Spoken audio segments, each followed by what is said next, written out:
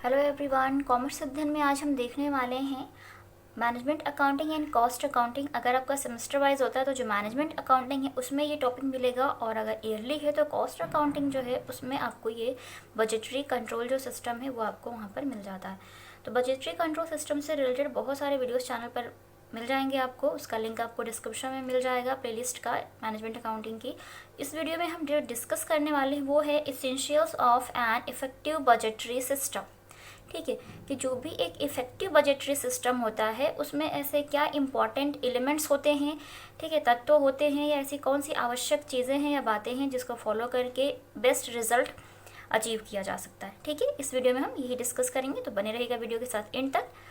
और अगर आप चैनल पर नए विजिटर हैं तो चैनल को सब्सक्राइब जरूर कर लें, बेल आइकन को प्रेस कर लें ताकि आपको आने वाली वीडियोस की नोटिफिकेशन मिलती रहे। स्टार्ट करते हैं इस वीडियो को और देखते हैं। Budget by themselves can not guarantee the success and future profit.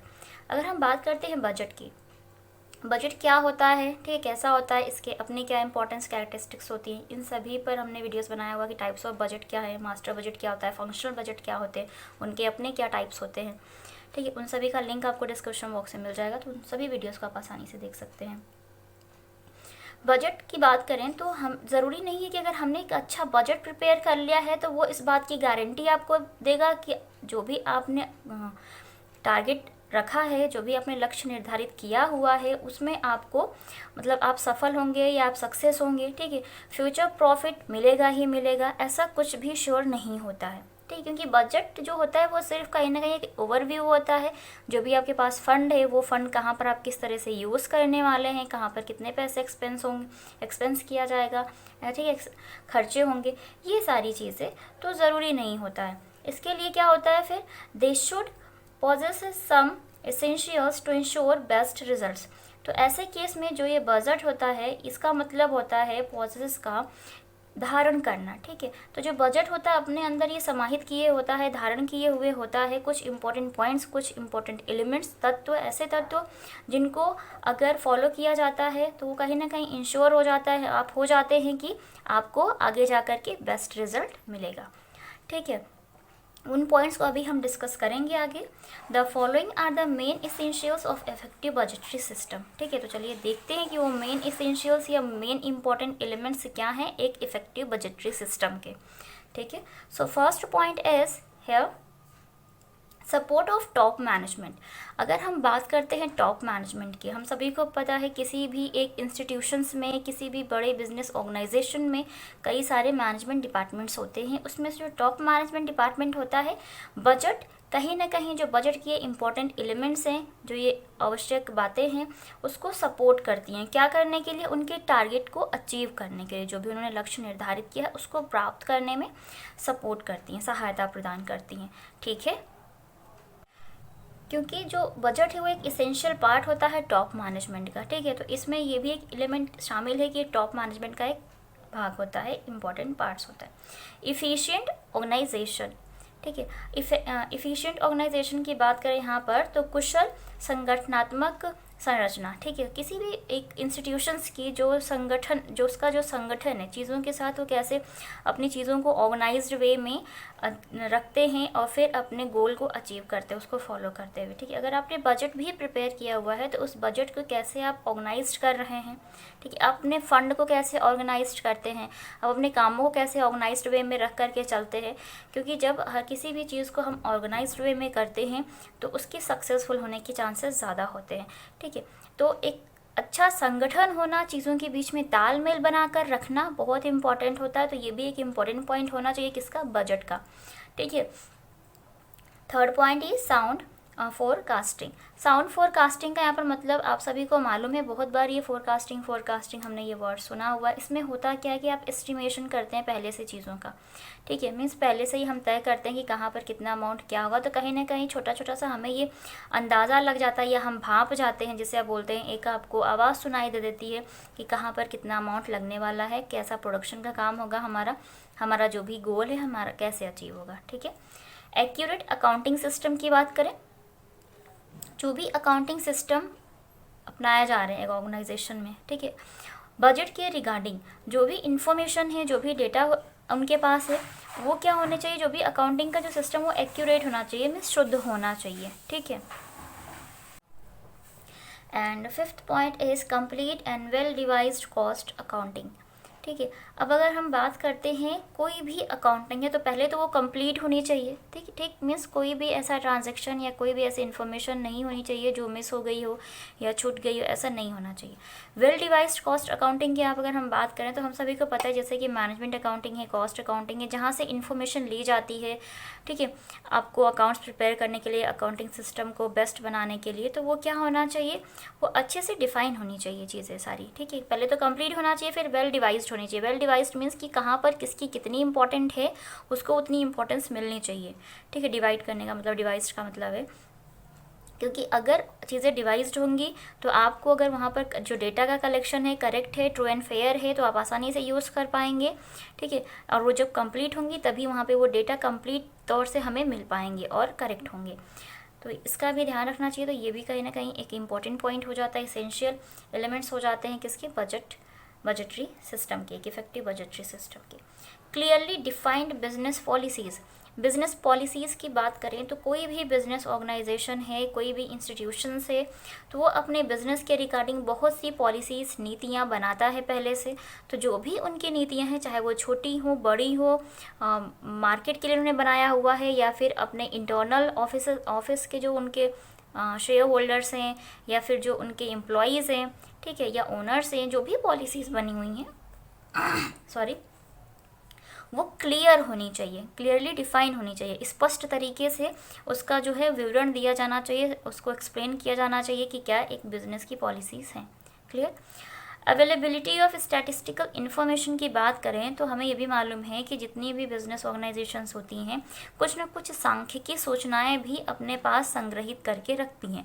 तो जो भी उनके पास स्टैटिक्स से रिलेटेड चीज़ें हैं कि किस तरह से डेटा टेबल बनाई गई है, ठीक है, किस तरह से इंडेक्स, क्या इंडेक्स, किस इंडेक्स को फॉलो किया जा रहा है, किस तरह से मीन मीडियन मोड को फाइंड आउट किया जाता है दो डेटा के बीच में, ठीक है। और 2 ईयर्स का है तो किस तरह से, मान लीजिए अगर वो नेशनल इनकम को फाइंड आउट कर रहे हैं तो कैसे कर रहे हैं, उनके जीडीपी क्या है, देखा जाए ओवरऑल में कंट्री में उनका क्या चीज़ें हैं, कैसी हैं, ठीक है। एक बिजनेस ऑर्गेनाइजेशन कैसे सपोर्ट कर रहा है, उसका जो स्टैटिकल सिस्टम है वो कैसे कंट्री को सपोर्ट कर रहा है स्टैटिस्टिकली, ठीक है। तो उसकी जो स्टैटिकल इन्फॉर्मेशन है वो क्या होनी चाहिए, अवेलेबल होनी चाहिए और क्लियरली डिफाइन भी होनी चाहिए। ये आ जाता है किसमें, आपका इफेक्टिव बजटरी सिस्टम है, एक important point. And the next point is constant vigilance. Constant vigilance का मतलब होता है सतर्कता। एक नया वर्ड दिख रहा होगा आपको, सतर्कता, मेरे लिए थोड़ा सा नया है, शायद आपने पहले भी सुना हो, ठीक है, मैंने पहले सुना है बट मैंने सोचा इसकी मीनिंग आपको बता दूं। सतर्कता, ठीक है, कांस्टेंट सतर्क, जो आप जब भी कोई भी ऑर्गेनाइजेशन है, इंस्टीट्यूशन से जब अगर आप कोई भी काम कर रहे हैं, चाहे वो बजट प्रिपेयर कर रहे हैं और उस बजट को इफेक्टिव बनाना है, उस बजटरी सिस्टम को इफेक्टिव बनाना है या इफेक्टिव होना चाहिए, तो उसमें सबसे पहले तो आप चीज़ों को लेकर के थोड़े से सतर्क रहें कि बिजनेस या इंस्टीट्यूशंस के लिए क्या चीज़ इंपॉर्टेंट है, क्या चीज़ इंपॉर्टेंट नहीं है, कौन सी चीज़ उन्हें हार्म कर सकती है, या कौन से ऐसे आउटसाइडर पर्सन से या उनके इनसाइडर्स एम्प्लॉयज़ हैं या कुछ ऐसे लोग हैं जो हार्म कर सकते हैं, ठीक है। या बजट का जो व्यू है, जो बजट का मेन जो पॉइंट्स है वो क्लियर नहीं है। सारी चीज़ें क्या होनी चाहिए, एक तो कांस्टेंट होनी चाहिए, स्थिर होनी चाहिए। तो जो सतर्कता है वो स्थिर होनी चाहिए और मतलब आप चीज़ों को चेक कर पाएँ, अच्छे से देख पाएँ और चीज़ों को कांस्टेंट बना पाएँ, ताकि वो बिजनेस कांस्टेंट रहेंगी तो लोग ट्रस्ट कर पाते हैं। चीज़ें ज़्यादा बदलती हैं ना, अप एंड डाउन होता है तो लोग ट्रस्ट नहीं कर पाते। सपोज़ अगर आप किसी कंपनी का शेयर खरीद रहे हैं, वो कंपनी ज़्यादा अप एंड डाउन उस सिचुएशन है उसकी कि उसके शेयर्स के पैसे कभी ज़्यादा कम हो रहे हैं, कभी बढ़ रहे हैं, कभी कम हो रहे हैं, कभी बढ़ रहे हैं, तो ऐसे में लोग वहाँ पर जाना पसंद नहीं करते। कांस्टेंट का मतलब है कि अगर सिर्फ वो प्रॉफिट अर्न कर रही है कंपनी, कुछ टाइम तक सिर्फ प्रॉफिट हो रहा है, तो लोग उस पर ट्रस्ट कर पाते हैं, ठीक है। लेकिन अगर वो कभी प्रॉफिट कर रही है, फिर लॉस में गई, फिर प्रॉफिट, फिर लॉस, फिर प्रॉफिट, फिर लॉस, तो ट्रस्ट करना थोड़ा सा मुश्किल हो जाता है। तो सतर्क रहना चाहिए इन चीज़ों को लेकर के कि हमारी जो भी सिचुएशन है, जो भी हमारा बजट है या जो भी हमारी इकोनॉमिकल कंडीशन है, उसको क्या किया जाए, कांस्टेंट किया जाए और सतर्क रहा जाए चीज़ों से, ताकि हम आगे बच सकें या बचाव कर सकें। बजट पीरियड की बात करें तो मैंने जैसा कि पहले भी वीडियो में डिस्कस किया किया है आप सभी के साथ कि बिज़नेस का जो नेचर है, टाइप्स ऑफ बिज़नेस का जो नेचर है, उसका जो प्रोडक्शन का काम है, उसके अकॉर्डिंग वो अपना टाइम पीरियड डिसाइड कर सकते हैं, बजट का जो पीरियड है वो डिसाइड कर सकते हैं। ठीक है, अपने गोल के अकॉर्डिंग कर सकते हैं कि गोल कितने टाइम तक का है। ठीक है, उस गोल को अचीव के लिए अगर उन्होंने बजट बनाया है तो उस पर डिपेंड करेगा। Knowledge of the uses of limitation of budgeting, knowledge of the uses of limitation of budgeting, budgeting की जो लिमिटेशन है उसकी क्या सीमाएं हैं, ठीक है, और उसका क्या उपयोग होगा, इसकी नॉलेज होना भी बहुत इंपॉर्टेंट है किसी भी इंस्टीट्यूशंस के लिए। ठीक है, ये एक पॉइंट भी यहाँ पर हो गया। कोऑर्डिनेशन अमंग डिफरेंट बजट्स, मैंने बताया कि बजट्स के अपने अलग अलग टाइप्स होते हैं, तो जितने भी टाइप्स के बजट्स हैं डिफरेंट टाइप्स के, उनके साथ क्या होना चाहिए, कोऑर्डिनेशन होना चाहिए।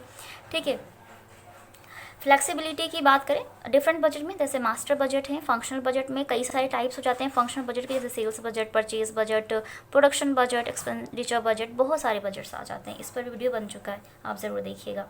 फ्लेक्सिबिलिटी की बात करें जिसमें बोलते हो आप लोचशीलता या लोचकता।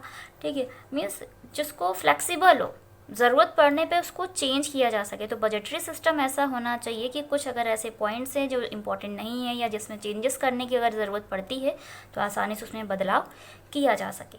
प्रॉपर इंसेंटिव्स की बात करें तो प्रेरणा देना, जो भी आपके वर्कर्स हैं, एम्प्लॉयज़ हैं, उनको ऐसी बजटरी इफेक्टिव सिस्टम जो है वो इसी तभी इफेक्टिव होगा जब उस जो ऑफिस में एम्प्लॉयज़ हैं, जो लोग हैं, जो रिसोर्सेस है, उनका ज़्यादा से ज़्यादा यूज़ होगा। लोग काम तभी करते हैं जब वो मोटिवेटेड होते हैं, जब आप उनको ज़्यादा से ज़्यादा प्रेरित करते हैं, अभी प्रेरणा देते हैं। इंसेंटिव्स, प्रेरणा कैसे दे सकते हैं, आप उनको इंसेंटिव्स देंगे। इंसेंटिव्स किसी भी फॉर्म में हो सकता है, आप उनको कुछ अच्छे शब्द बोल सकते हैं या फिर उनको कुछ अच्छा बोनस दे सकते हैं, डिस्काउंट दे सकते हैं, कमीशन अच्छा दे सकते हैं, तो वो क्या होंगे, ज़्यादा मोटिवेटेड होंगे ऐसी चीज़ों से और फिर वो ज़्यादा अच्छे से प्रॉपर वर्क करेंगे। Okay, reasonably attainable target.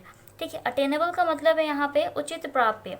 तो एक टारगेट जो है, जिस अगर आप उसको अचीव करना चाहते हैं, अपने लक्ष्य को प्राप्त करना चाहते हैं रीजनेबल मतलब अच्छे तरीके से, तो उसका जो रीज़न है वो बहुत ज़्यादा क्लियर होना चाहिए। ठीक है, क्यों क्लियर होना चाहिए, अगर आप अपने टारगेट को प्राप्त करना चाहते हैं जो आपने डिसाइड किया है, एग्जैक्ट टारगेट हमारा ये और इस टाइम पे अचीव करना है, तो वहाँ पर क्या होना चाहिए कि उसका जो रीज़न है वो क्लियर होना चाहिए।